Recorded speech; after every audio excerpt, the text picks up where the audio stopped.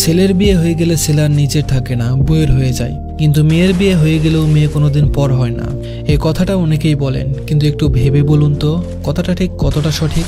আসলে কি জানেন, আপনি যদি মেয়েকে কিছু দেন তাহলে আপনি মেয়ের কাছ থেকে রিটার্ন কিছু চান না বা আশা করেন না। মেয়ে সুখে থাকলেই আপনি সুখী। আপনি কখনো এটা তুলনা করেন না যে আপনার মেয়ে আপনার চেয়ে কত গুণ সুখে আছে। আপনার মেয়ে যদি আপনার চেয়ে 10 গুণ সুখে থাকে, ভালো থাকে, আপনি সেটা দেখে 10 গুণ খুশি হন। আপনার মেয়ের জীবনে সমস্যা আসলে সেটাকে নিজের সমস্যা মনে করেন। মেয়ে সুখী না হলে আপনিও দুঃখী হন।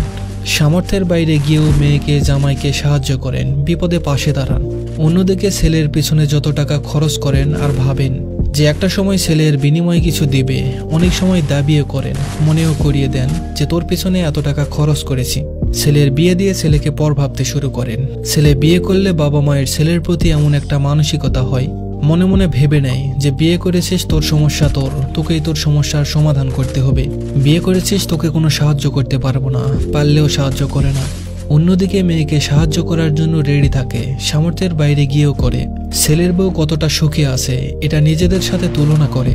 ছেলের বিবাহিত জীবনে সুখ কতজন সহ্য করতে পারে। ছেলের বিপদে ছেলেকে একা করেন, কিন্তু ছেলের বেশি সুখ হলে আবার তা ভাগ চান।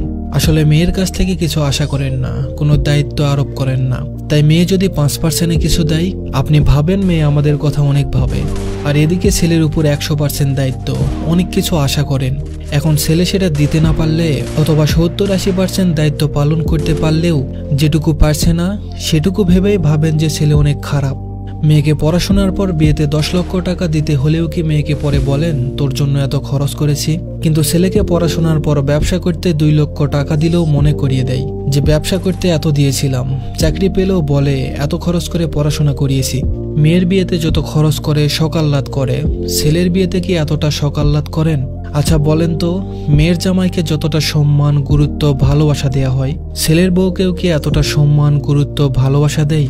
মেয়েদের বাচ্চাদের যতটা ভালোবাসে, ছেলের বাচ্চাদের কি এতটা ভালোবাসে? আসলে ছেলের সঙ্গে বাবা মায়ের সম্পর্কে একটা বড় স্বার্থ থাকে। অভিজ্ঞতা থেকে ভেবেচিন্তে আপনারা নিজেদের মতামত দিতে পারেন। ধন্যবাদ সবাইকে।